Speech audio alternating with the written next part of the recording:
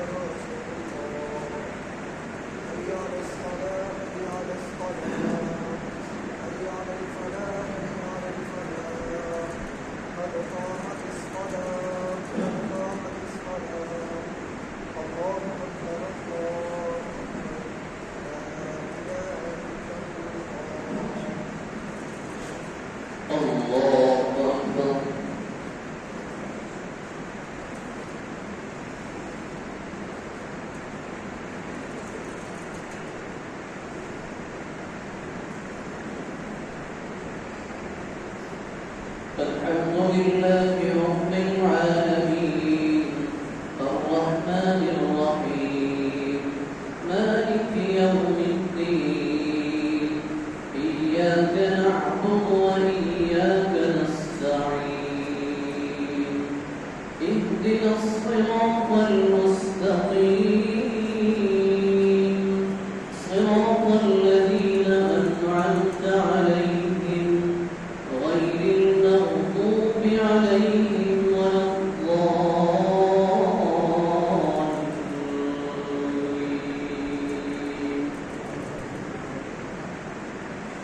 ولمن خاف مقام ربه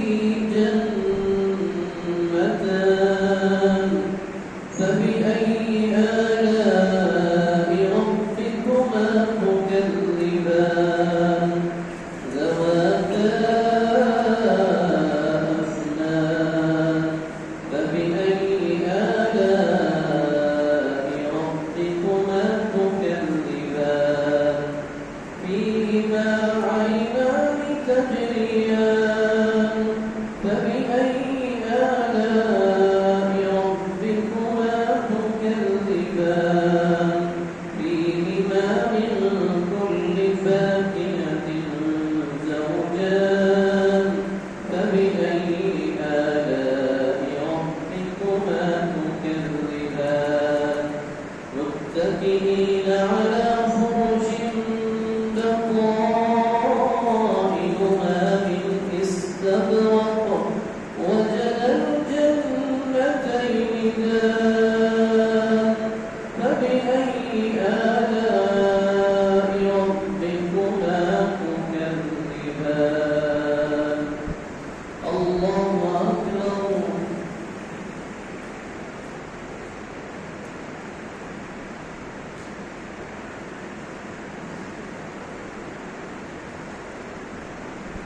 سمع الله لمن حمده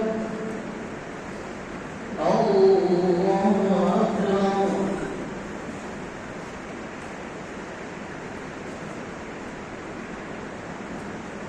الله أكبر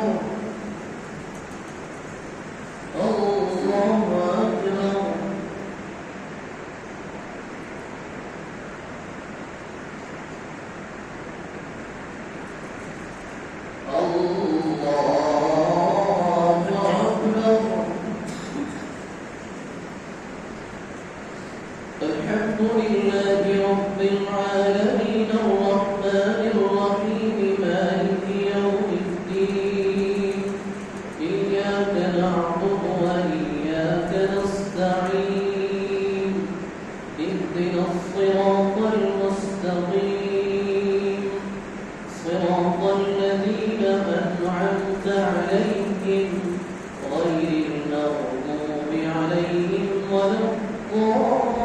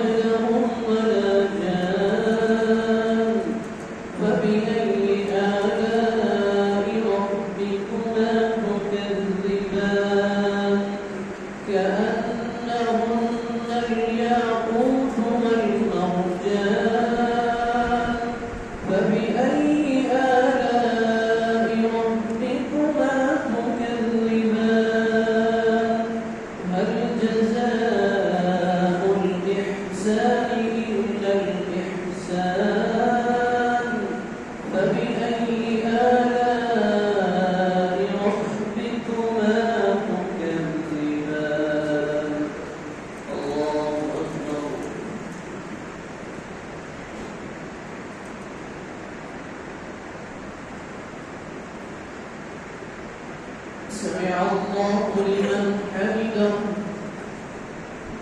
الله أكبر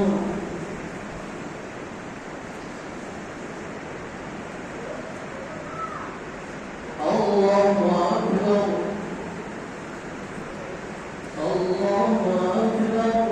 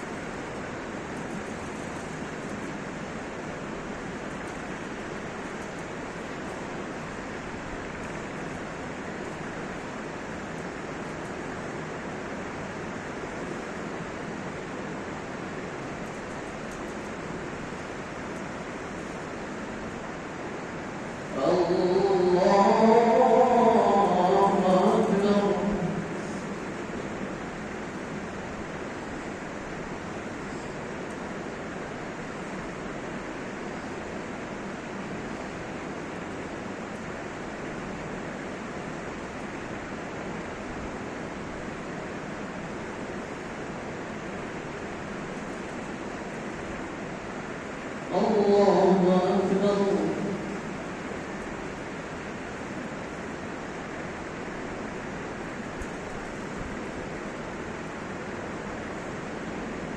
سمع الله لمن حمده الله أكبر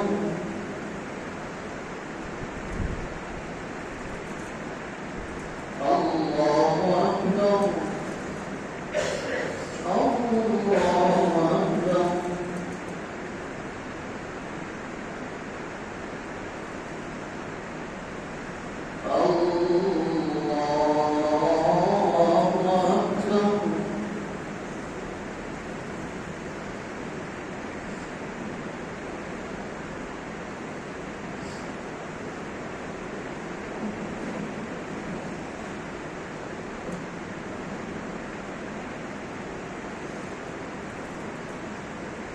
الله أكبر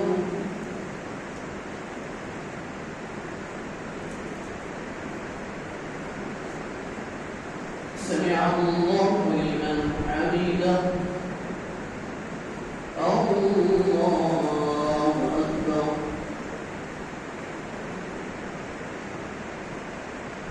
الله أكبر الله أكبر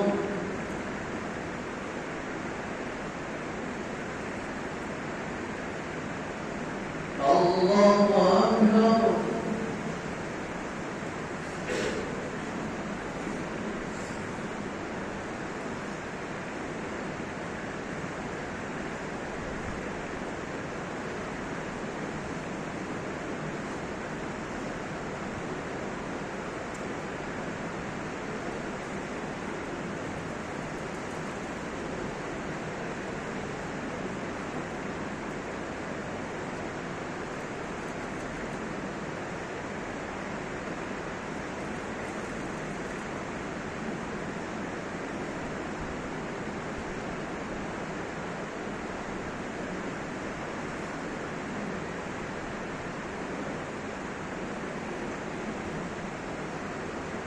السلام عليكم ورحمة الله السلام عليكم ورحمة الله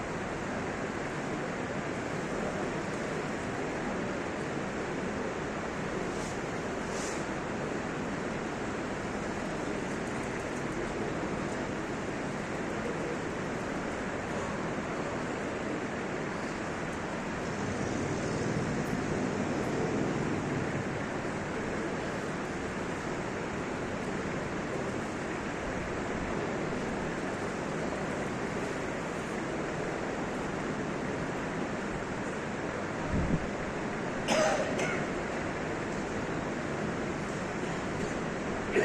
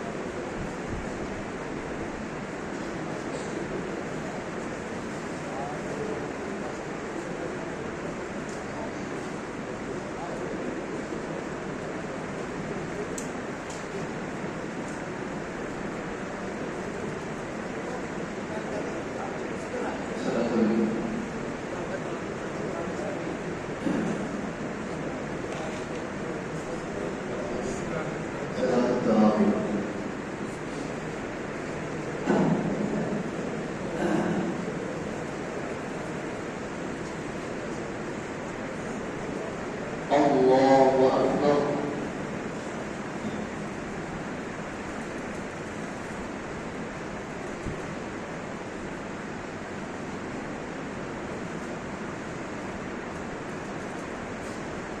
الحمد لله رب العالمين الرحمن الرحيم مالك يوم الدين إياك نعبد وإياك نستعين اهدنا الصراط المستقيم صراط الذين أنعمت عليهم غير المغضوب عليهم ولا الضالين.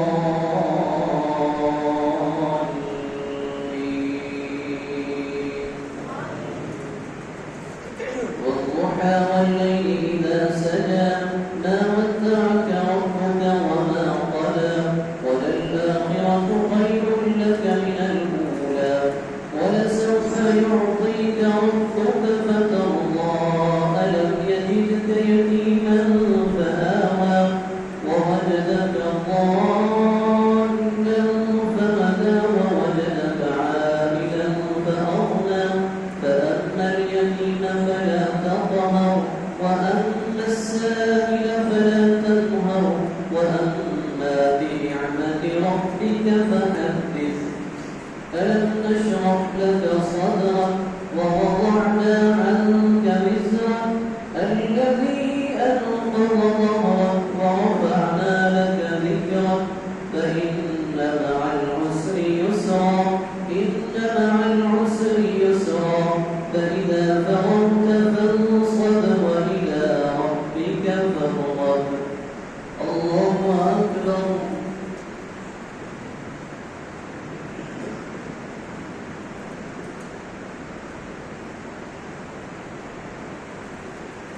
سمع الله لمن حمده.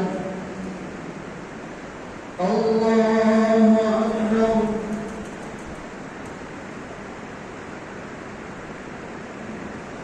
الله أكبر.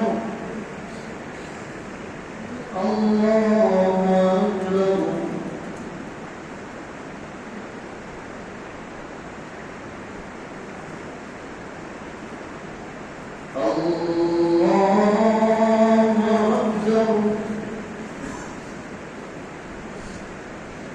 الحمد لله رب العالمين الرحمن الرحيم مالك يوم الدين إياك نعبد وإياك نستعين اهدنا الصراط المستقيم صراط الذين أنعمت عليهم غير المغضوب عليهم ولا الضالين.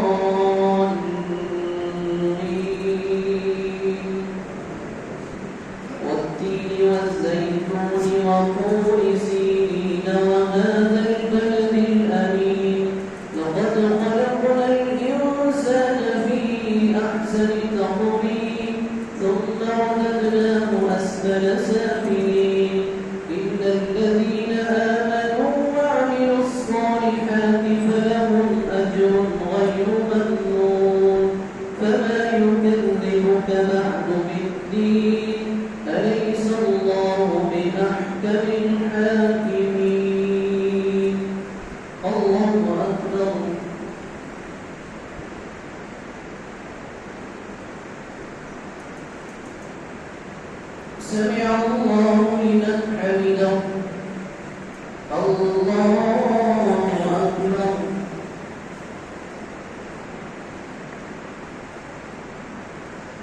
الله أكبر الله أكبر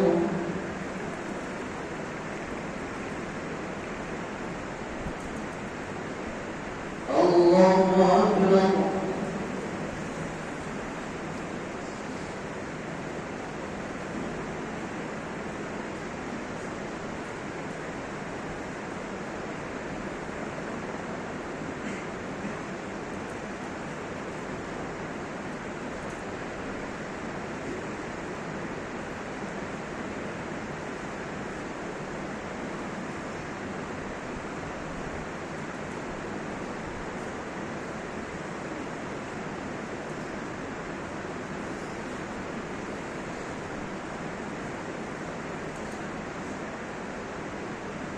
السلام عليكم ورحمة الله السلام عليكم ورحمة الله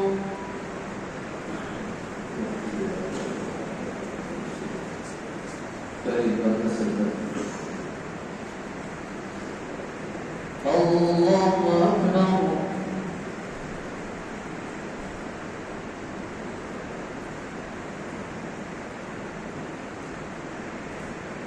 الحمد لله رب العالمين الرحمن الرحيم مالك يوم الدين إياك نعبد وإياك نستعين اهدنا الصراط المستقيم صراط الذين أنعمت عليهم غير المغضوب عليهم ولا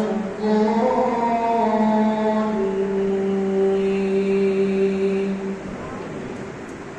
اقرأ باسم ربك الذي خلق خلق الإنسان من علق اقرأ وربك الأكرم الذي علم بالقلم علم الإنسان ما لم يعلم كلا إن الإنسان ليطغى أن رآه استغنى إن إلى ربك الرجعى أرأيت الذي ينهى عبدا إذا صلى أرأيت إن كان على الهدى أو أمر بالتقوى أرأيت إن كذب وتولى كلا لئن لم ينته لنسفعا بالناصية ناصية كاذبة خاطئة فليدع ناديه سندع الزبانية كلا لا تطعه واسجد واقترب الله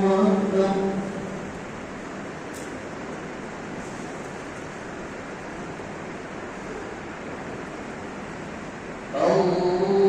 الله أكبر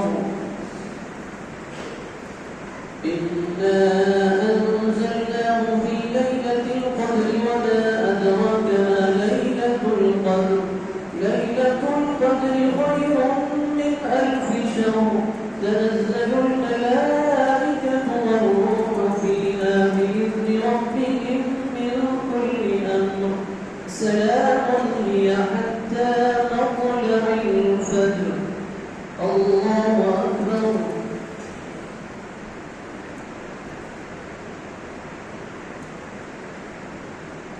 سمع الله لمن حمده الله أكبر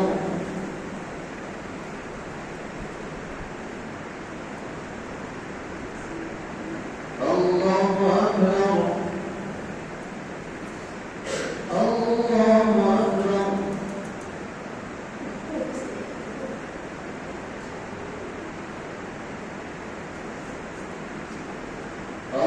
الله أكبر الحمد لله رب العالمين الرحمن الرحيم مالك يوم الدين إياك نعبد وإياك نستعين اهدنا الصراط المستقيم صراط الذين أنعمت عليهم غير المغضوب عليهم ولا الضالين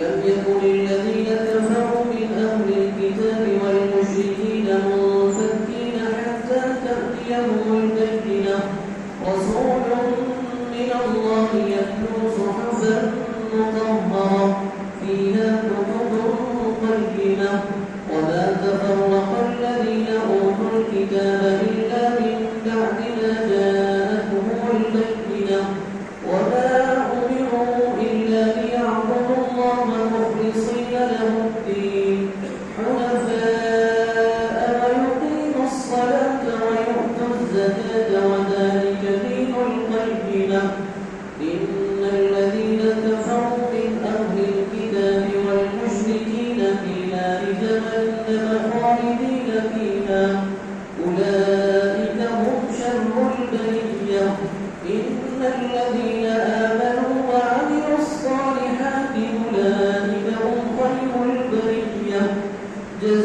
جزاؤهم عند ربهم جنات عدن تجري من تحتها الأنهار خالدين فيها أبدا رضي الله عنهم ورضوا عنه ذلك لمن خشي ربه الله أكبر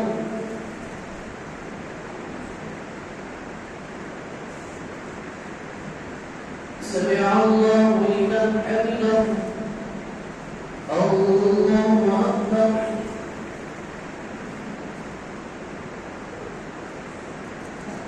الله أكبر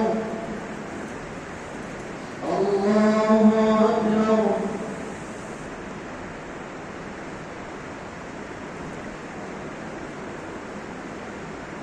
الله أكبر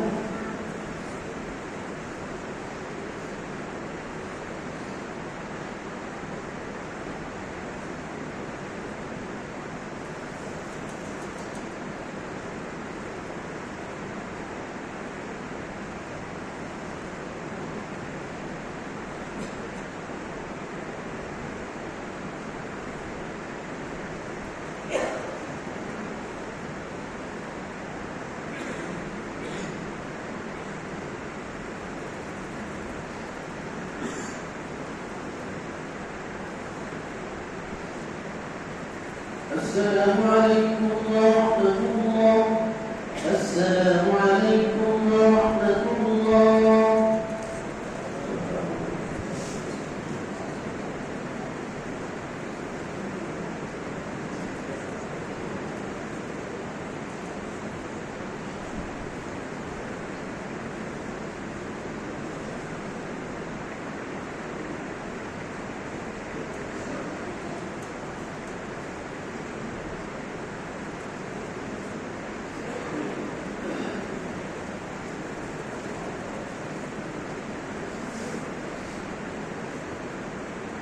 الله أكبر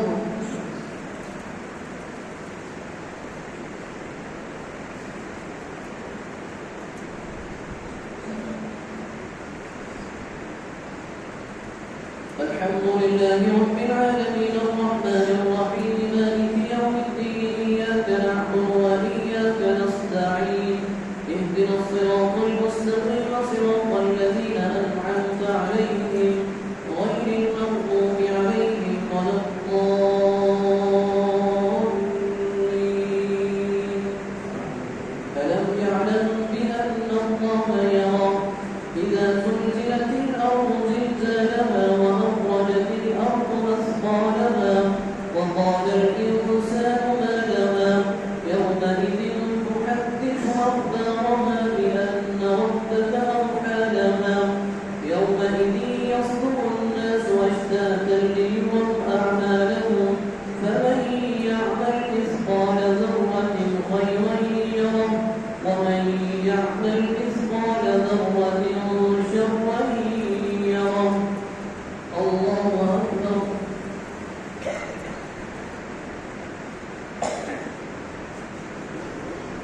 سمع الله لمن حمده الله أكبر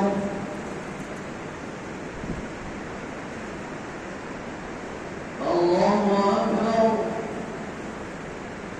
الله أكبر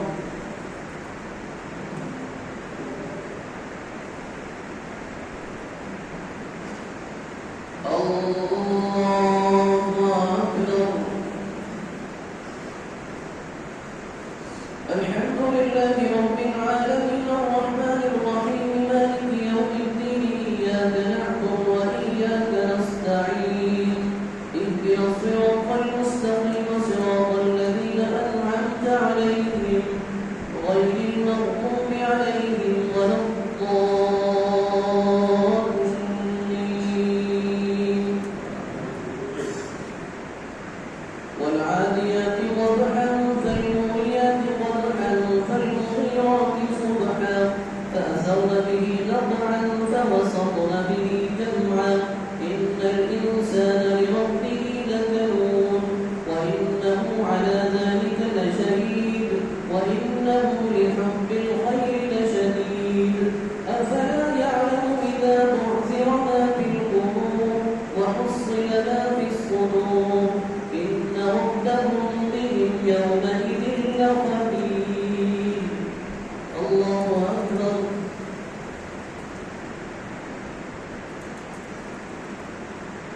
سمع الله لمن حمده الله أكبر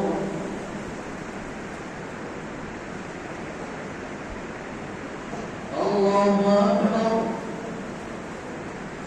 الله أكبر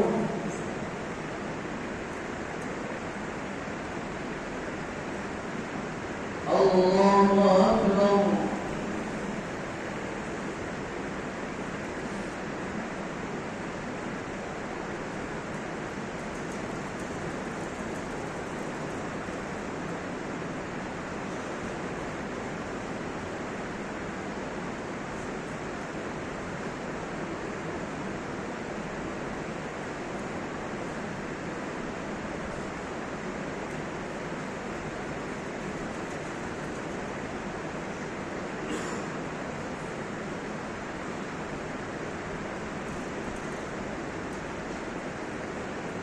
السلام عليكم ورحمة الله السلام عليكم ورحمة الله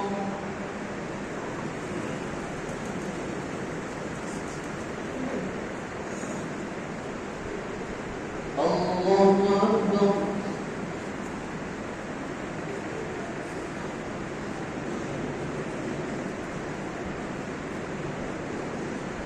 الحمد لله رب العالمين الرحمن الرحيم مالك يوم الدين إياك نعبد وإياك نستعين اهدنا الصراط المستقيم صراط الذين أنعمت عليهم غير المغضوب عليهم ولا الضالين ألهاكم التكاثر حتى زرتم المقابر كلا سوف تعلمون ثم كلا سوف تعلمون كلا لو تعلمون علم اليقين لترون الجحيم ثم لترونها عين اليقين ثم لتسألن يومئذ عن النعيم الله أكبر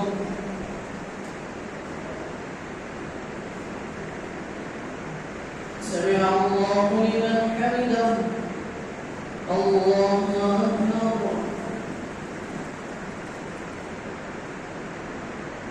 الله أكبر الله أكبر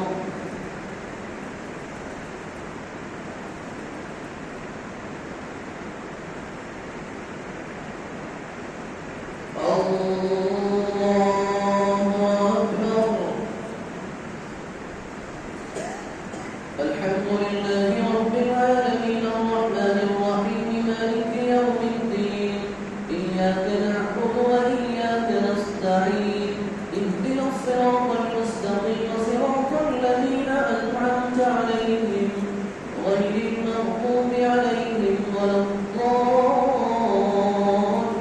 الضالين والعصر إن الإنسان لفي خسر إلا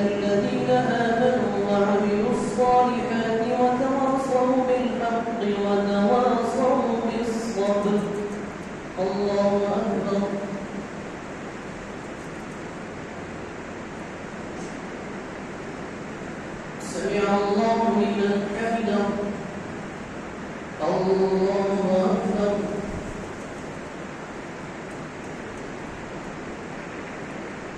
الله أكبر. الله أكبر.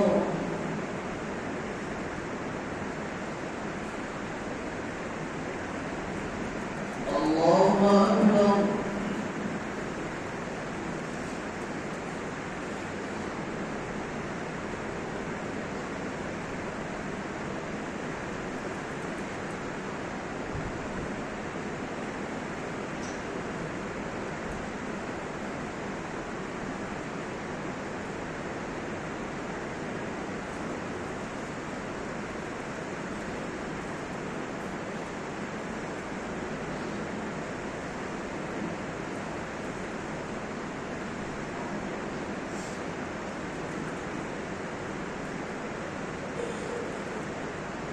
السلام عليكم ورحمة الله. السلام عليكم ورحمة الله.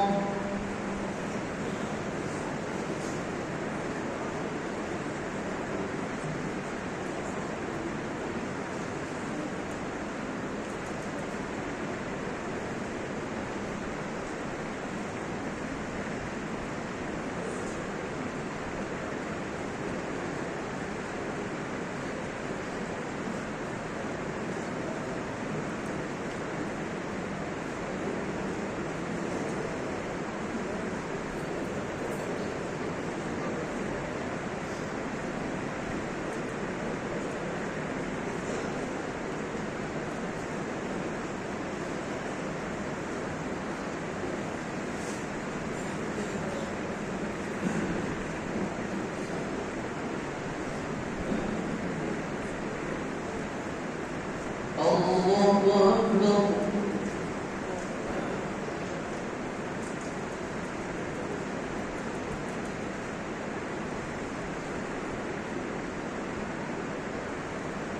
الحمد لله رب العالمين الرحمن الرحيم مالك يوم الدين إياك نعبد وإياك نستعين اهدنا الصراط المستقيم صراط الذين أنعمت عليهم غير المغضوب عليهم ولا الضالين.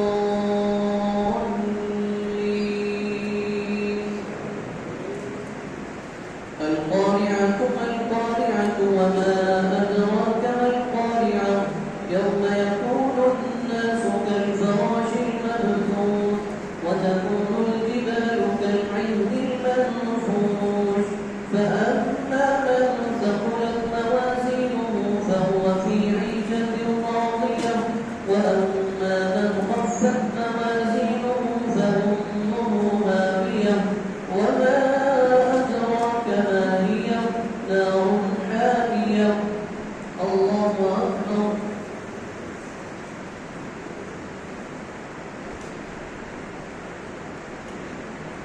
سمع الله لمن حمده. الله أكبر.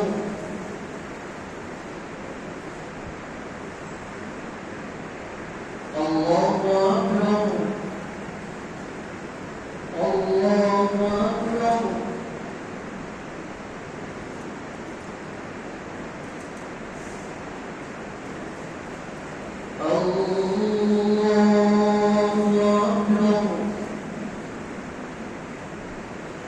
الحمد لله رب العالمين الرحمن الرحيم مالك يوم الدين إياك نعبد وإياك نستعين اهدنا الصراط المستقيم صراط الذين أنعمت عليهم غير المغضوب عليهم ولا الضالين.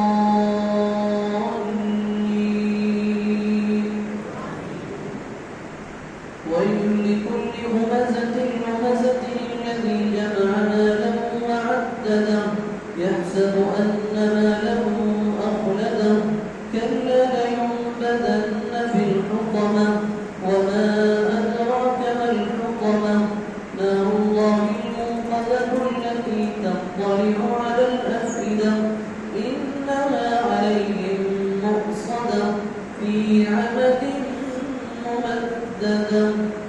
الله أكبر.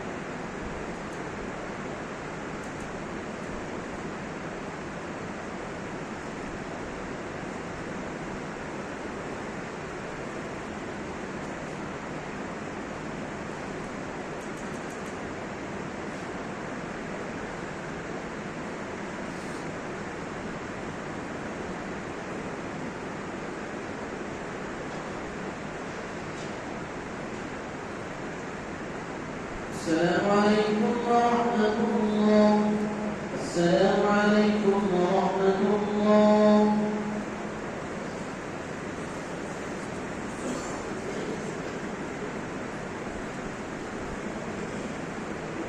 الله أكبر.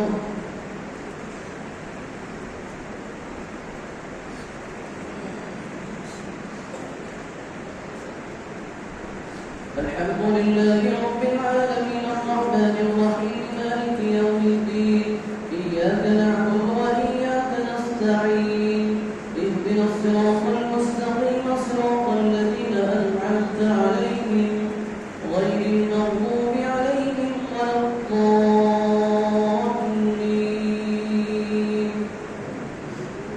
ألم تر كيف فعل ربك بأصحاب الفيل ألم يجعل كيدهم في تضليل وأرسل عليهم طيرا أبابيل ترميهم بحجارة من سجيل فجعلهم كعصف مأكول. الله أكبر.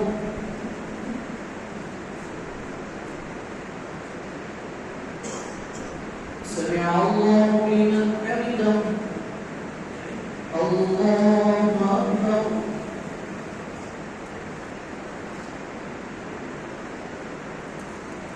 الله أكبر. الله أكبر.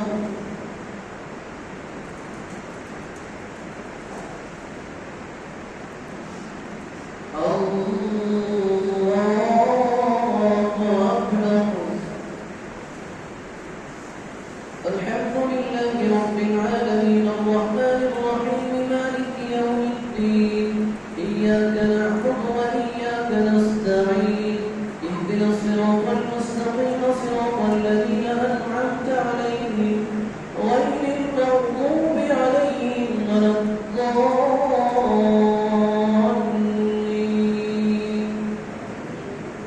لإيلاف قريش إيلافهم رحلة الشتاء والصيف فليعبدوا رب هذا البيت الذي أطعمهم من جوع وآمنهم من خوف. الله أكبر.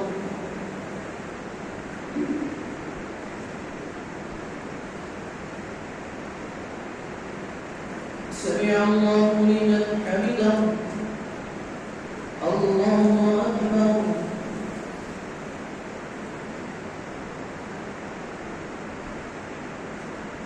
الله أكبر.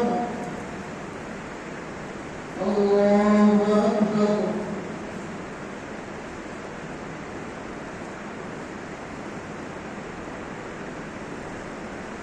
الله أكبر.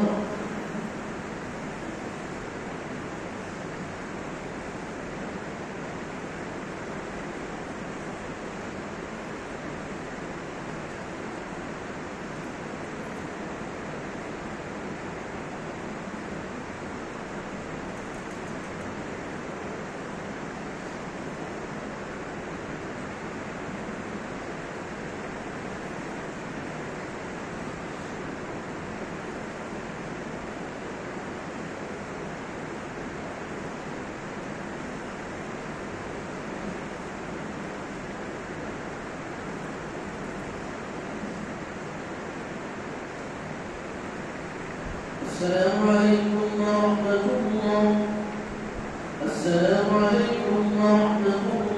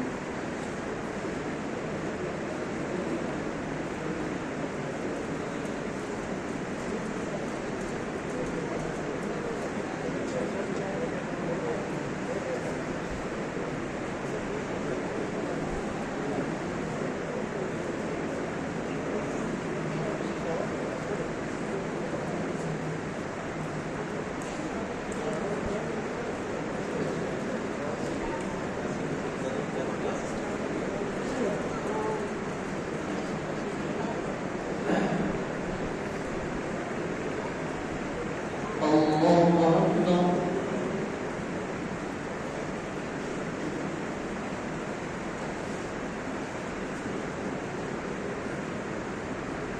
الحمد لله رب العالمين الرحمن الرحيم مالك يوم الدين إياك نعبد وإياك نستعين اهدنا الصراط المستقيم صراط الذين أنعمت عليهم غير المغضوب عليهم ولا الضالين.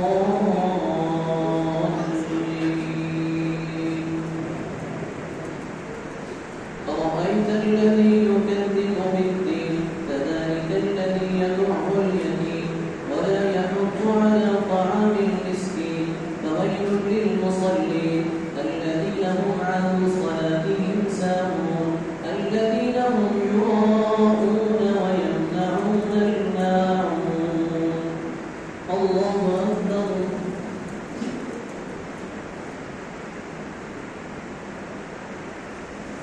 سمع الله لمن حمده. الله أكبر.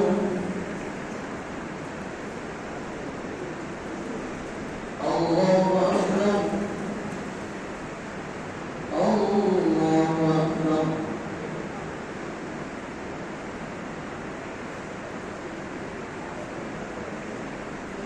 الله أكبر. الحمد لله رب العالمين الرحمن الرحيم مالك يوم الدين إياك نعبد وإياك نستعين اهدنا الصراط المستقيم صراط الذين أنعمت عليهم غير المغضوب عليهم ولا الضالين.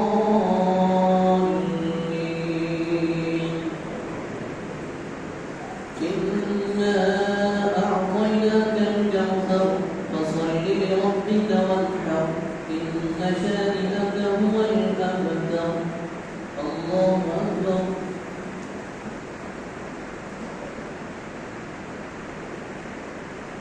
سمع الله لمن حمده. الله أكبر.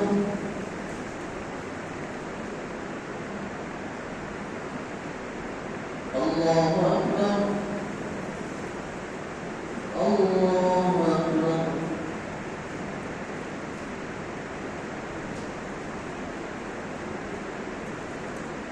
الله أكبر.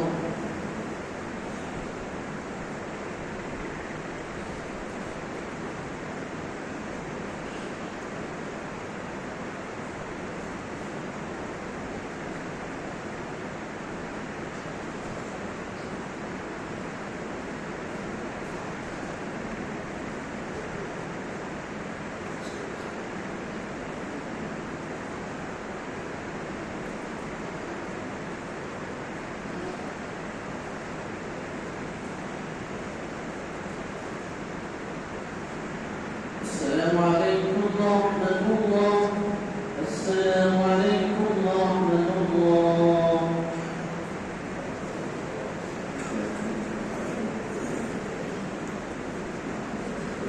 الله أكبر.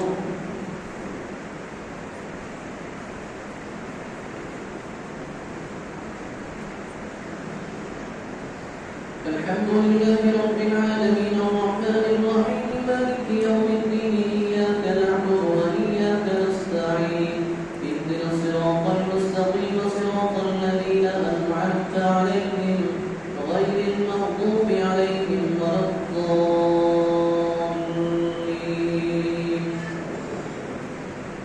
قل يا أيها الكافرون لا أعبد ما تعبدون ولا أنتم عابدون ما أعبد ولا أنا عابد ما عبدتم ولا أنتم عابدون ما أعبد لكم دينكم ولي دين. الله أكبر.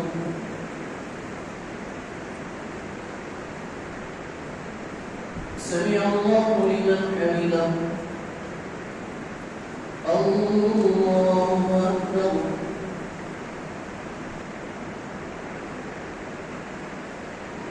الله أكبر. الله أكبر.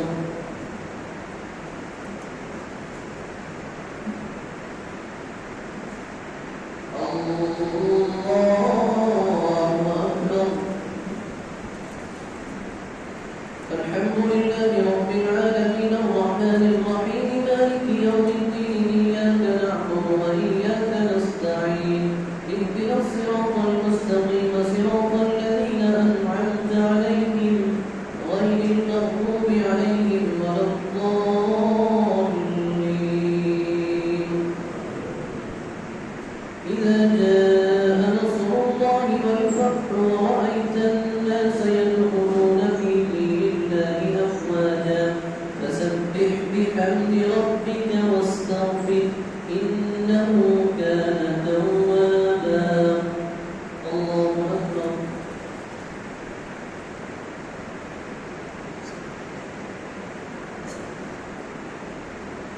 سمع الله لمن حمده.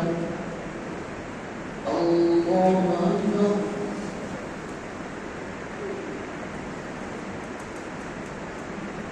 الله أكبر. الله أكبر.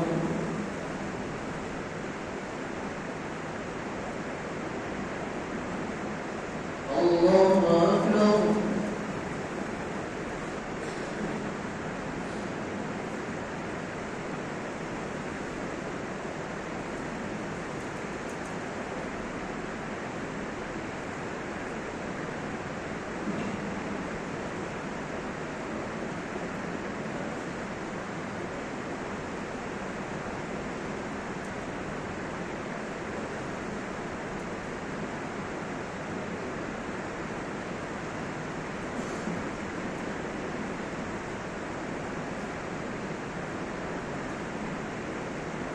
السلام عليكم ورحمة الله.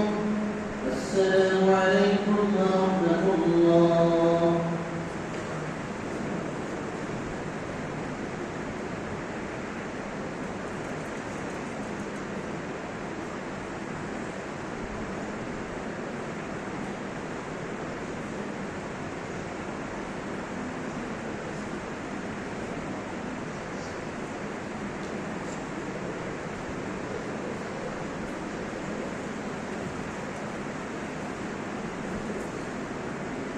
الله أكبر.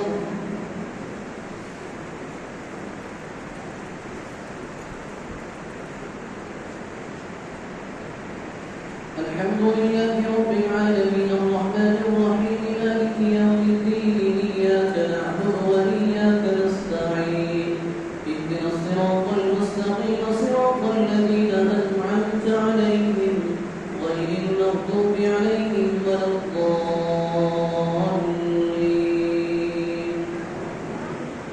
تبت يدا أبي لهب وتب ما أغنى عنه ماله وما كسب سيصلى نارا ذات لهب وامرأته حمالة الحطب في جيدها حبل من مسد. الله أكبر.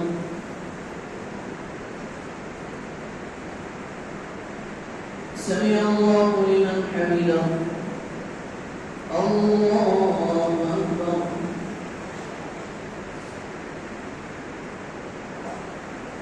الله أكبر. الله أكبر.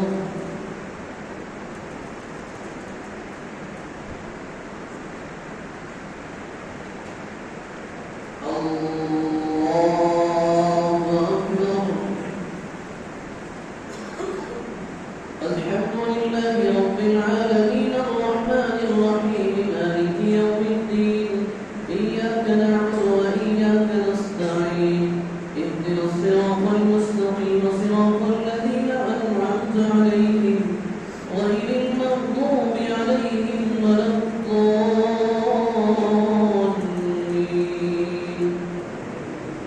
قل هو الله أحد الله الصمد لم يلد ولم يولد ولم يكن له كفوا أحد. الله أكبر.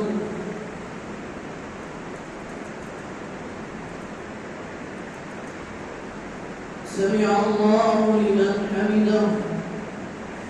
الله أكبر.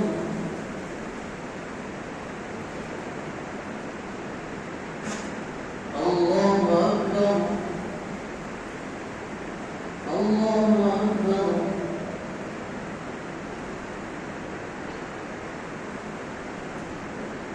الله أكبر.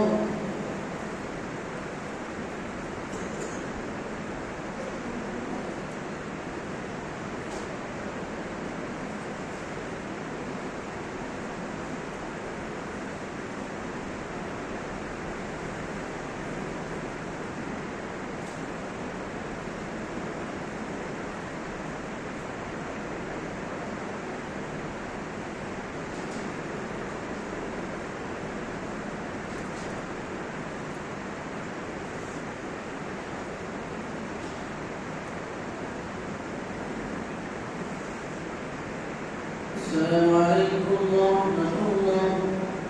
السلام عليكم ورحمة الله.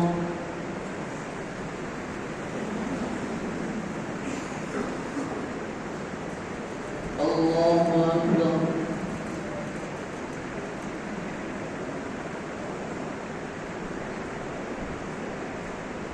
الحمد لله رب العالمين الرحمن الرحيم مالك يوم الدين إياك نعبد وإياك نستعين اهدنا الصراط المستقيم صراط الذين أنعمت عليهم غير المغضوب عليهم ولا الضالين. قل أعوذ برب الفلق من شر ما خلق ومن شر غاسق إذا وقب ومن شر النفاثات في العقد ومن شر حاسد إذا حسد. قل أعوذ برب الناس ملك الناس إله الناس من شر الوسواس الخناس الذي يوسوس في صدور الناس من الجنة والناس. الله أكبر.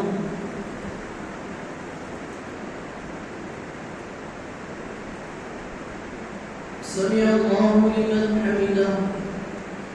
الله أكبر.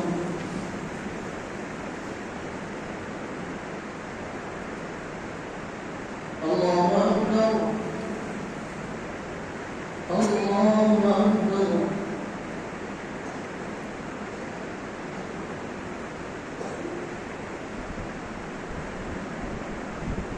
الله أكبر. الحمد لله رب العالمين الرحمن الرحيم مالك يوم الدين إياك نعبد وإياك نستعين اهدنا الصراط المستقيم صراط الذين أنعمت عليهم غير المغضوب عليهم ولا الضالين. ألف لام ميم ذلك الكتاب لا ريب فيه هدى للمتقين الذين يؤمنون بالغيب ويقيمون الصلاة ومما رزقناهم ينفقون والذين يؤمنون بما أنزل إليك وما أنزل من قبلك وبالآخرة هم يوقنون أولئك على هدى من ربهم وأولئك هم المفلحون. الله أكبر.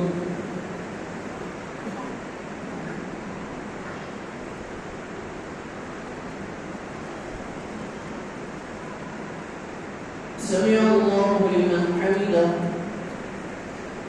الله أكبر. الله أكبر.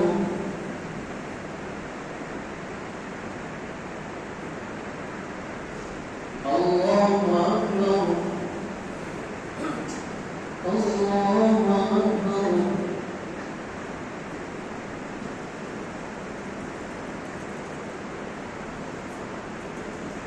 الله أكبر.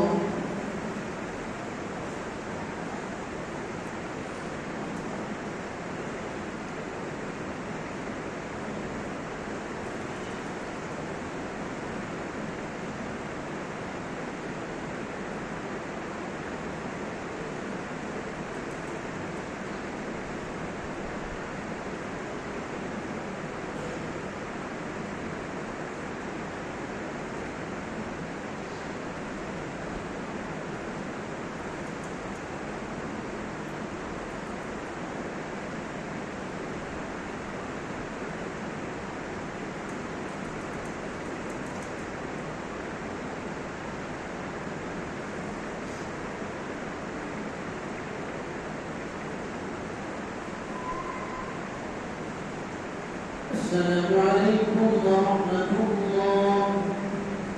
السلام عليكم ورحمة الله.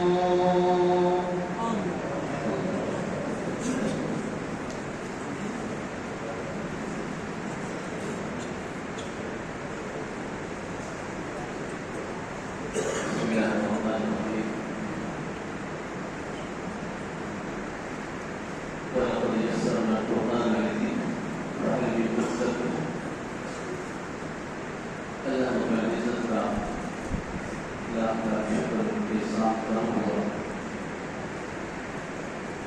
رب العزت نے ایک مرتبہ زندگی میں قرآن ختم کرنے کی سعادت بخشی. میرے لیے بھی بڑی سعادت کی بات کہ کلام نفسی اللہ کا کلام مسئلے پر کلامی کی صورت میں پڑھنے کی سعادت ہے. اور آپ کے لیے بڑی سعادت کہ اللہ تعالیٰ نے اپنے حضر سے آپ کے وقت کو قیمتی بنائے اور آپ بھی اللہ کا کلام سننے کے لیے تراویح کی صورت میں مستقل کھڑے رہے. عمر نہیں دیکھی، بیماری کی طرف نہیں دیکھا، بیماری کے باوجود حضرت کرسی پہ بیٹھے رہے. کام کاج کے باوجود اپنے کام کاج چھوڑ کر صرف اللہ کے کلام سے محبت کے لیے، کلام کو سننے کے لیے یہاں تراویح کی صورت میں مستقل طور پر 24 25 26 دن ہم یہاں تراویح الحمدللہ ہم نے پڑھی. یہ اللہ تعالیٰ کا کرم. اللہ توفیق نہ دیتے تو کچھ نہ وہاں توحیدی ملا. اللہ جو سعادت بخشی ہے یہ اللہ کی توفیق. اگر اللہ چاہتے کسی بیماری میں مبتلا ہو جائے، کسی کام کاج میں لگ جاتے تو ہم اس سعادت سے محروم ہو جاتے. تو اللہ نے اگر رمضان میں ایک مرتبہ پھر اگر قرآن سننے سنانے کی سعادت بخشی ہے، یہ خاص اللہ کا فضل و کرم. اس میں میرا کسی کا کوئی کمال نہیں. کتنے لوگ ایسے تھے کہ ہم تراویح کی صورت میں امراض کو مشقت برداشت کر کے کھڑے تھے. کتنے لوگ باہر ہو گئے، کتنے لوگ بازار کی عزت تھے، کتنے لوگ شاپنگ کرتے تھے. لیکن یہ اللہ نے ہمیں سعادت بخشی ہے. اللہ نے ہمیں رستے میں بنایا ہے اور قرآن اس طرح پہلے حدیث کے گزری کہ روزہ اور قرآن دونوں کا قیامت کے دن شفاعت کریں. اور یہ دونوں چیزیں، دونوں عبادتیں ایسی ہیں کہ اللہ دونوں کی شفاعت کو ہر وقت قبول کرے. قرآن کہے گا اللہ کی مجھے رب کو دعوت کیا کرتا تھا، اللہ میری شفاعت قبول کر. تراویح کی صورت میں، نوافل کی صورت میں روزہ کہے گا اللہ دین کو بھوکا پیاسا یہ رہا کرتا تھا، بھوک پیاس برداشت کرتا تھا. اللہ میری صحت میں میری شفاعت کو قبول کر. اللہ لوگوں کی شفاعت کو قبول. اور ابو ہریرہ رضی اللہ تعالی عنہ فرماتے ہیں اقرأوا القرآن، اللہ کے حبیب صلی اللہ علیہ وسلم نے قرآن کو پڑھا کرو، قرآن کی تلاوت کیا کرو، قرآن کو سمجھا کرو. کل قیامت کے لیے سب سے بڑا شفاعت کرنے والا، کل قیامت کے لیے ایک قاری قرآن کو، قاری قرآن کے حق میں یہ شفاعت کرے گا. یہ قرآن یا رب حلی اے اللہ اسے کرامت کا تاج بنا دیجیے. فلیل بسطیات الکرام، اللہ رب العزت اس کے سر پر تاج بنائیں گے. ایک ہمارا تاج ہے دنیا میں، اس تاج کی کیا اہمیت اور کیا کیفیت ہوگی جو رب ذوالجلال جنت میں قاری قرآن کو بنائیں گے. قرآن کہے گا ضد یہ کافی نہیں، مزید زیادہ کیجیے. اہل شرائع قرآن کے لیے اعزاز میں مزید اضافہ کیجیے. فلیل بسطیات الکرام، اللہ کے نبی نے فرمایا اس کو حلت الکرام سے کہا جاتا ہے، جو کمروں کی باہر میں آ جاتا ہے. بڑا لمبا لمبا سے جنت سے بہترین خوبصورت لباس جو اس جنتی نے پہلے سے لباس پہنا ہوگا، لباس کے اوپر ایک بڑا لباس پہنا دیا جائے گا اور اس لباس کی وجہ سے دیگر جنتیوں سے ممتاز ہوگا. اور اس کے بعد وہ لباس بنا کر وہاں کہے گا یا ربی ارضی، میں اس سے راضی ہو جائے. تیسری شفاعت کرے گا، اس سے راضی بھی ہو جائے رمضان ہو اللہ تعالیٰ کے رضا کا اعلان کرے گا. پھر آخر میں فرمایا جائے گا اقرا وارتقی ورتی کما كنت ترتل في الدنيا. پڑھتا جا قرآن اور ٹھہر ٹھہر کے پڑھتا جا، اور تمہارا آخری مقام پڑھنے وہاں ہے جب تم سورہ ناس کی آخری آیت ناس تک پہنچے گا. جب یہاں تک پہنچے گا تو سمجھ لو کہ تمہارا مقام. آج ہم دنیا میں ہر ایک اپنی اولاد کے لیے اس کی خواہش ہوتی ہے ہر ایک کی کہ میری اولاد، میرا بچہ، میری بیٹی بلند مقام حاصل کرے، اور اس کے اعزاز کے لیے، بلند مقام حاصل کرنے کے لیے، اعلیٰ ڈگری کے حصول کے لیے آپ کتنی قربانی کریں، مال دولت خرچ کریں، اور پھر آخر ایک وقت آتا ہے کہ آپ وہ مقام حاصل کریں. بڑے مقام پہ ہم اپنی اولاد کو دیکھتے ہیں، ہمارا دل خوش ہو جاتا ہے کہ یہ میرا بیٹا ہے. بڑے فخر سے کہتے ہیں یہ میرا بیٹا ہے، یہ میری بیٹی. کیوں؟ اس نے بلند مقام حاصل کیا ہے. تو جب ہم دنیا کے لیے اپنی اولاد کے لیے فکر مند ہیں، کیا ہم آخرت کے لیے اپنی اولاد کے حوالے سے فکر مند نہیں ہونا چاہیے؟ کیا ہم یہ نہیں سمجھتے کہ کل ہماری اولاد کو بھی کل قیامت کے دن رب الجلال کے دست مبارک سے سر پہ تاج کرا دیا جائے؟ کیا ہماری خواہش نہیں ہے کہ ہماری اولاد کو بہترین لباس کرا دیا جائے؟ کیا ہماری خواہش نہیں ہے کہ رب الجلال ہماری اولاد کو بھی رضامت کا اعلان کرتے ہوئے حکم دے کہ قرآن پڑھتا جا اور اس کی ترجمہ کرتا؟ ہماری خواہش ہے، اور اس خواہش کے لیے قربانی دینے کی ضرورت ہے. قربانی کے لیے کوئی پیسے نہیں لگے، کوئی مال دولت خرچ کرنے کی ضرورت نہیں ہے. اپنی اولاد کو جہاں دنیا کی تعلیم دے رہے ہیں، جہاں بڑی ڈگری کے حصول کے لیے ہم اپنی جہاں پونجی خرچ کر رہے ہیں، وہاں کچھ قربانی ہم قرآن کے سیکھنے کے لیے بھی اپنی اولاد کے لیے کچھ قربانی دیں گے تو کل رب کے ہاں وہ غلط مقام حاصل ہو. یہ تو اولاد کے لیے ہے. اور ایک دوسری بات نبی صلی اللہ علیہ وسلم نے فرمایا کہ حافظ قرآن، قاری قرآن، قرآن پڑھنے والوں کے والدین کو بھی رب الجلال ایسا خوبصورت جوردار تاج بنائیں گے کہ جس کی روشنی سورج کی روشنی سے کہیں برابر ہو. اور فرمایا کہ کیا خیال ہے کہ جب قاری قرآن کے والدین کا اتنا بڑا اکرام و اعزاز ہوگا تو خود قرآن پڑھنے والے کا اعزاز رب یہاں کتنا ہوگا؟ مجھے پہلا جذبہ کر دیا کہ اس کا اعزاز ہو کہ بلند مقام اگر ہم رہ سکتے. ایک تو یہ پیغام قرآن کا ہے کہ خود بھی کہ کم سے کم اپنی اولادوں کو قرآن کا راستہ دکھائیں. اللہ کی قسم اگر ہم نے اس موجودہ دور میں، اس فتنوں کے دور میں اگر ہم نے اپنی اولاد کو قرآن سے دور رکھا، کل ہماری اولاد ہمارے کاموں سے باہر ہو جائے. یہ قرآن ہے، قرآن کی برکت سے اللہ کی قسم جب قرآن کے دامن تھامے رکھیں گے، قرآن کا دامن تھامے رکھیں گے اور فتنہ اس اولاد کے اوپر اثر نہیں کر سکتا. یہ فتنوں کو ختم کرنے والی کتاب ہے. اگر ہم نے اپنی اولاد کو قرآن سے جوڑے رکھا، کل ہمارے لیے بڑا اعزاز و انتظام ہو. اور اپنی اولاد کو ہم اپنی اولاد کی قابل بنائیں کہ ہمارے جانے کے بعد ہمارے لیے دعا کریں. اللہ کے نبی صلی اللہ علیہ وسلم نے فرمایا کل قیامت کے دن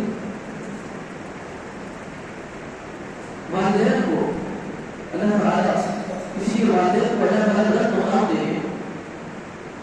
اس آدمی کے والد کہیں گے اللہ میرے پاس اتنا عمل نہیں تھا، یہ مقام مجھے کیسے ملا؟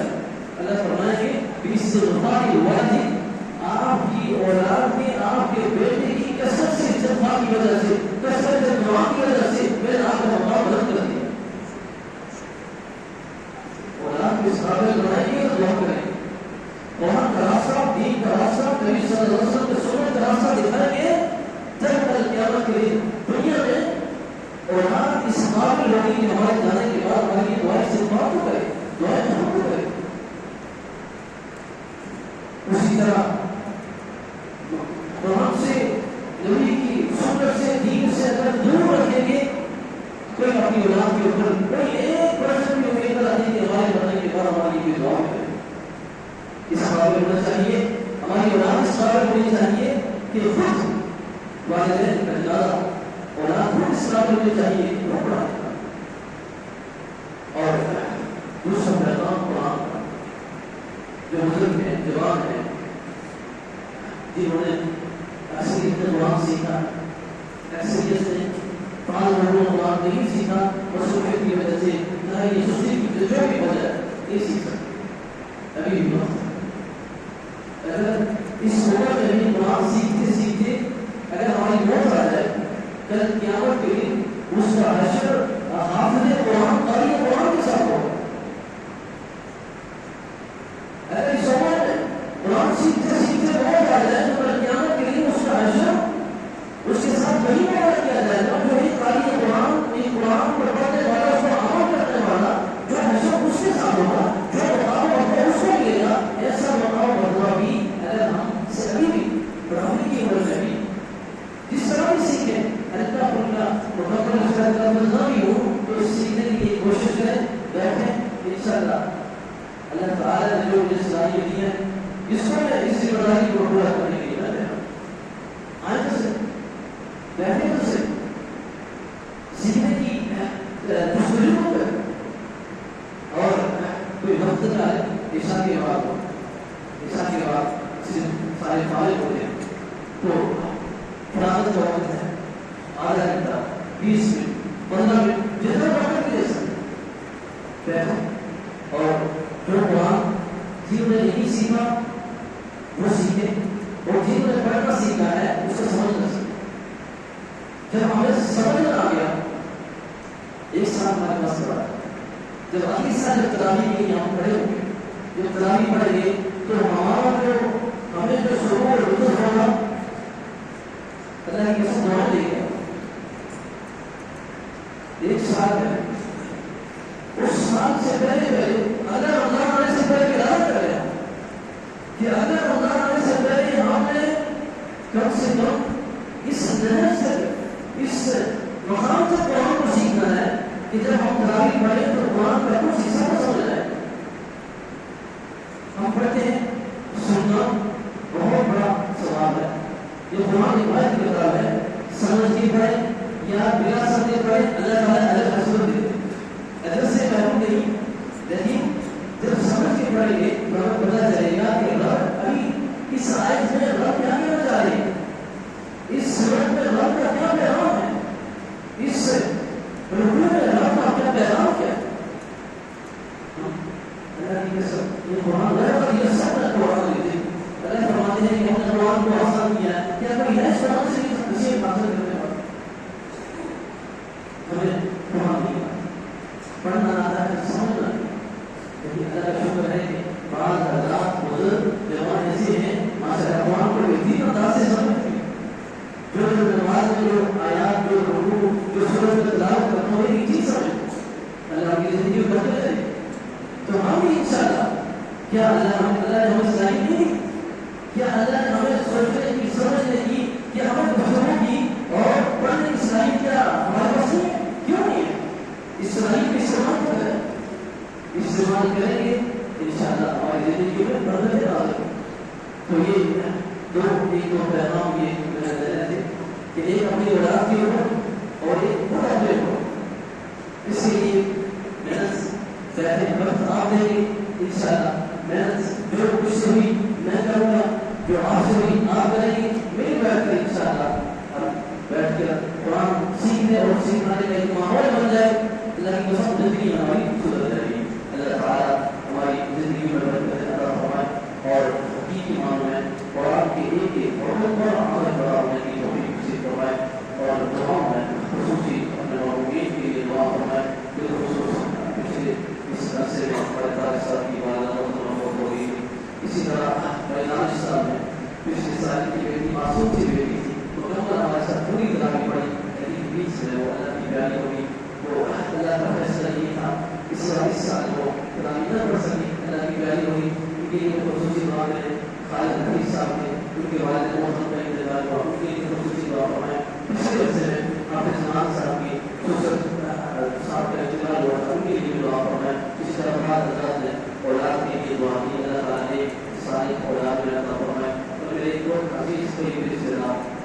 جو تعالیٰ کا نام ہے ذکر کے حاضر ہے جیسے وہ غلط کیسے کرنا ہے ان کی یہ خصوصی دعا کے اللہ تعالیٰ نے سے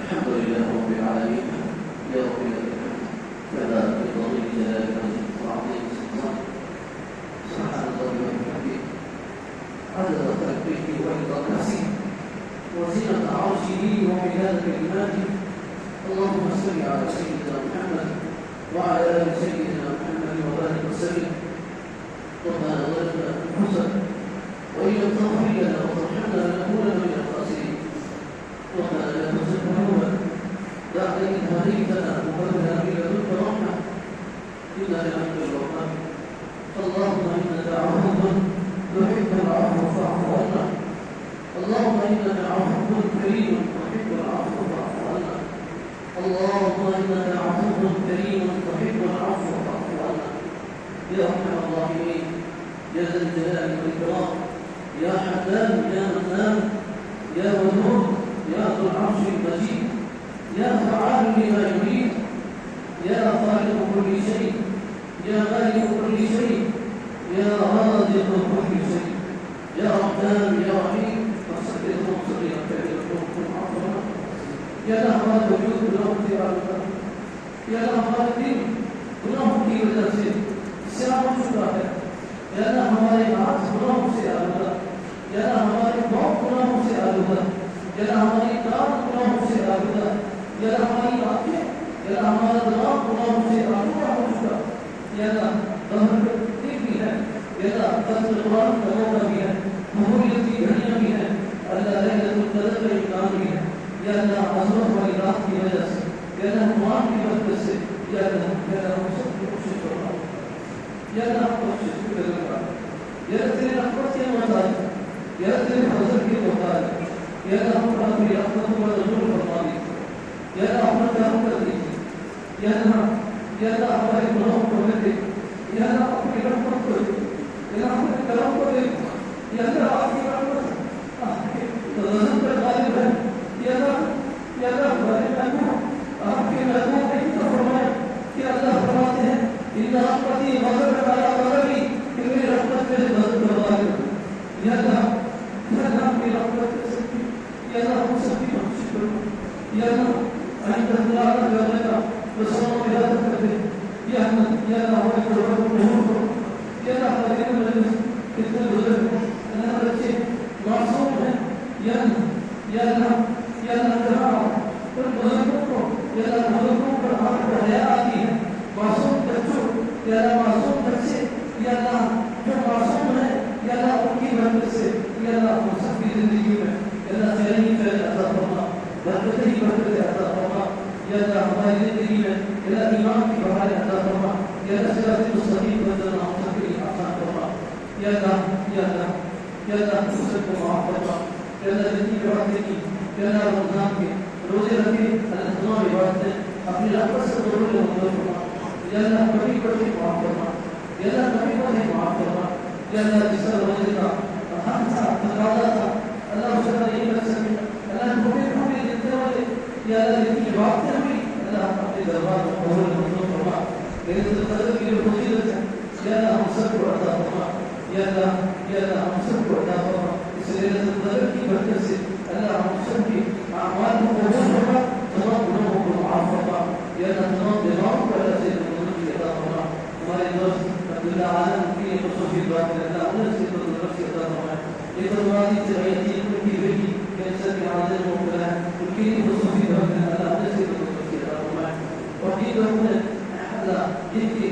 عزیز ہماری بیمار ہیں یا خود بیمار ہیں یا بیٹھ کے یا کھڑے ہو کر نماز نہیں پڑھ سکتے بیٹھ کر پڑھ رہے ہیں اللہ بیماری کی وجہ سے اللہ سب کو سے تندرستی عطا فرما یا اللہ سب کو سب کی زندگیوں میں برکت اور خیر عطا فرما اللہ جو مسلمان مرحومین ہیں اللہ سب کی بخشش فرما ان کے نام لیے اللہ مشکل عرصے میں جن کا انتقال ہوا اللہ ان کی بخشش فرما جو حضرت محمد زمان صاحب کے سسر تھا اللہ ان کی بخشش فرما بیدانی صاحب کی بیٹی ہے اللہ ان کو آخرت میں اللہ والدین کے لیے ذریعہ بنا کہ اللہ خالد صاحب کی والدہ محترم کی بخشش فرما خالد حفیظ صاحب کے والد محترم کی بخشش فرما جتنے بھی مسلمان مرحومین ہیں یا اللہ سب کی نوشی فرما اتنا بھی مصروف ہمارے مدرسہ ہمارے مدرسہ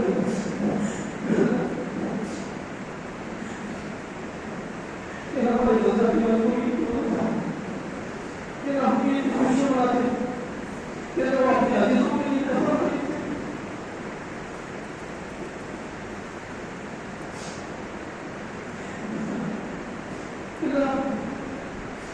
کہ کس طرح سے ہم کی خوشی ہمارے بچوں کو کہ ہمارے بچوں کے لوٹے پڑھایا جائے یا ہماری عورتوں کی عزت پروان کی جائے کہ ہمارے نوجوانوں کو بہتری سے زندگی کا نشانہ بنایا جائے یا شہید کیا جائے نہتے ہمارے مسلمان مظلوموں کو اللہ ظلم کی پہاڑ پاڑے جائے کہ شہید کا ان کی مدد نہیں کر سکتے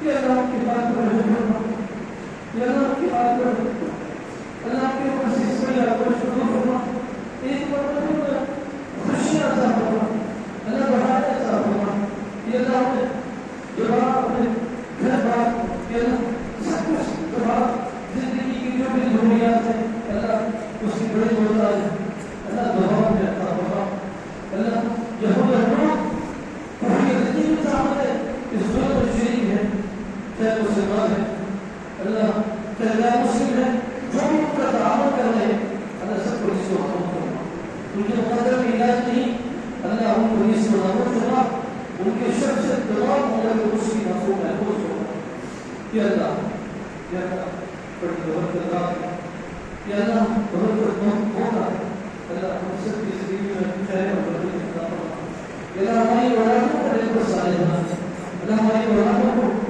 قرآن کے ساتھ تعلق بنانے کی ہمت اور توفیق عطا فرما اللہ سب کو ہماری اولادوں کو قرآن کا حافظ بنا دین کا داعی بنا دین کا محافظ بنا یا اللہ کتنے نوجوان بچے نسی ہیں اللہ جن نے امتحان دیے ہیں ان کی خصوصی بات ہے اللہ اچھے نمبرات سے سب کو پاس کرنا یا اللہ سب کو کامیابی سے ہم بنا کرنا سر یا اللہ سب کو ممتاز نمبرات سے پاس ہوگا یا اللہ حضرت نبی صلی اللہ علیہ وسلم ہیں اللہ ہماری بہنیں ہیں یا اللہ ہماری مائیں بہنیں ہیں اللہ سب کی زندگی میں خیر اور برکت عطا فرما یا اللہ سب کو ہمت اور توفیق عطا فرما یا اللہ کہ وہ اولاد کو صحیح طریقے سے اولاد کسی انداز سے پرورش کر سکے اولاد کو قرآن کا حافظ بنا سکے اولاد کو دین کا داعی بنا سکے یا اللہ ہم سب کو ہمت اور توفیق عطا فرما حاضرین مجلس کی جو بھی نیک نیت اور اپنا حاجات ہے یا اللہ سب کے دلوں کو آپ جانتے ہیں سب کی حاجات سے آپ واقف ہیں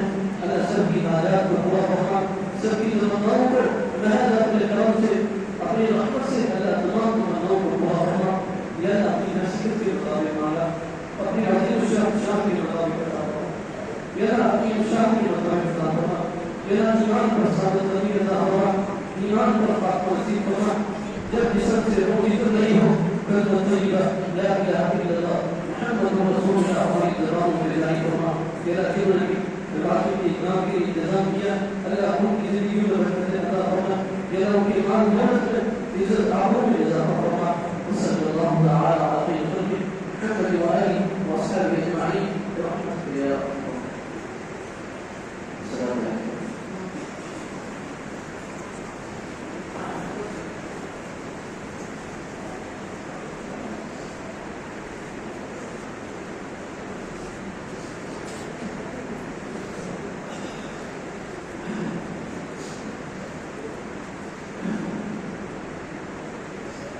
اللہ اکبر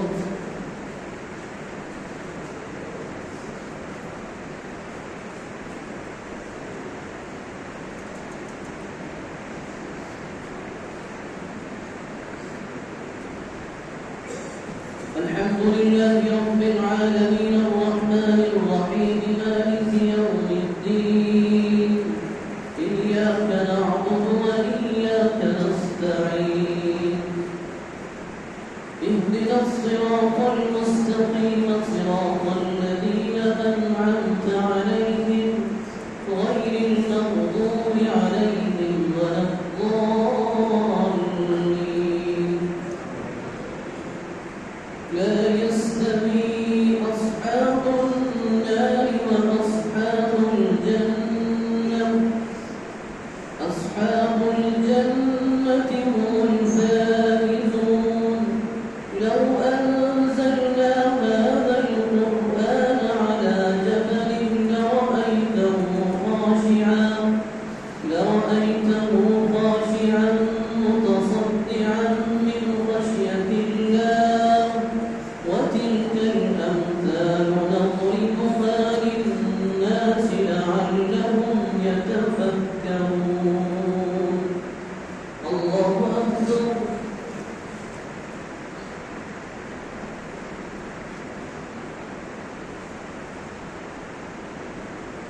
سمع الله لمن حمده الله أكبر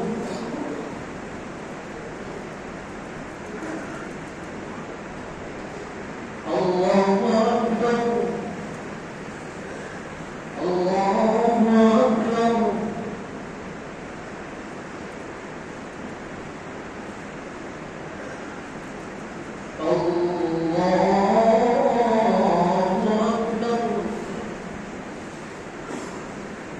الحمد لله رب العالمين الرحمن الرحيم مالك يوم الدين إياك نعبد وإياك نستعين اهدنا الصراط المستقيم صراط الذين أنعمت عليهم غير المغضوب عليهم ولا الضالين هو الله الذي لا إله إلا هو عالم الغيب والشهادة هو الرحمن الرحيم هو الله الذي لا إله إلا هو الملك القدوس السلام المؤمن المهيمن العزيز الجبار المتكبر سبحان الله عما يشركون الله أكبر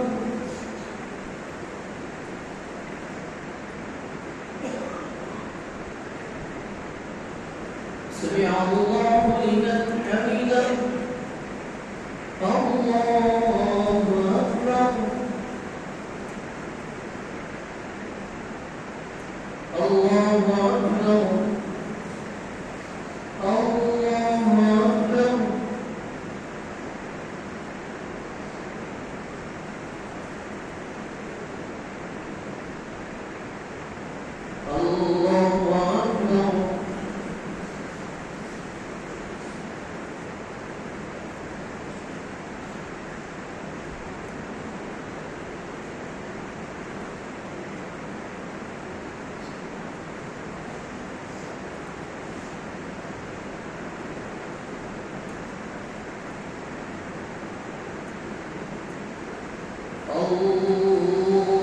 الله أكبر الحمد لله رب العالمين الرحمن الرحيم مالك يوم الدين إياك نعبد وإياك نستعين اهدنا الصراط المستقيم صراط الذين أنعمت عليهم غير المغضوب عليهم ولا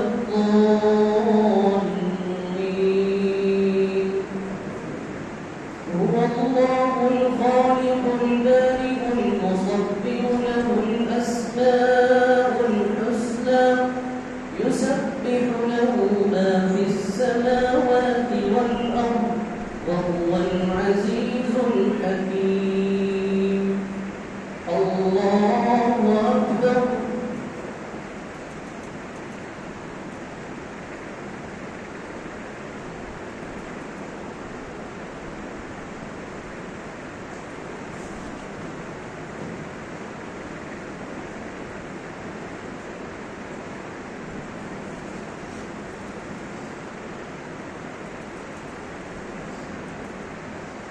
الله أكبر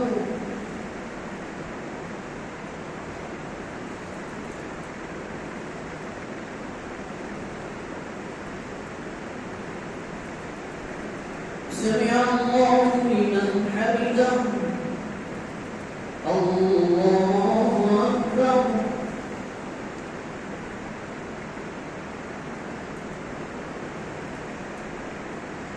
الله أكبر الله أكبر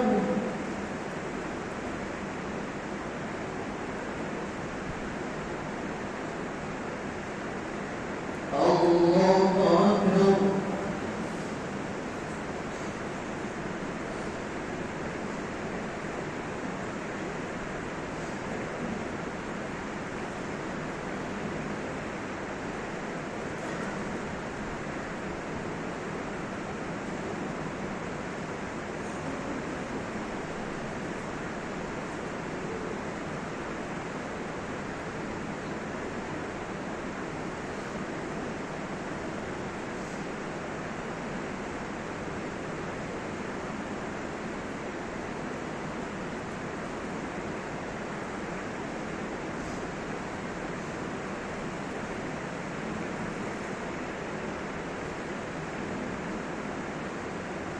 السلام عليكم ورحمة الله. السلام عليكم ورحمة الله. دعا ذاتا اور اس سب میں تشریف رکھے انشاءاللہ مختصر مفید تقسیم ہوگی اور پورا کرانی ہے.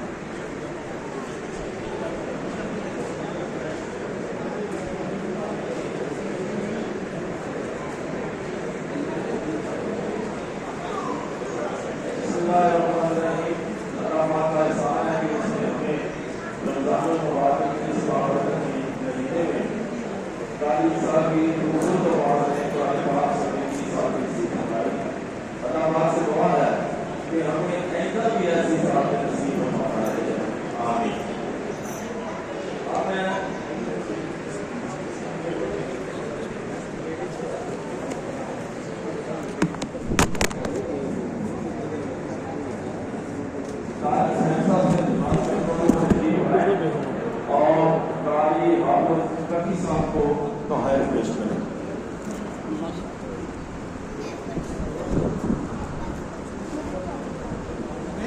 بڑی ریکارڈنگ ہو گئی 1 گھنٹہ 49 منٹ دی.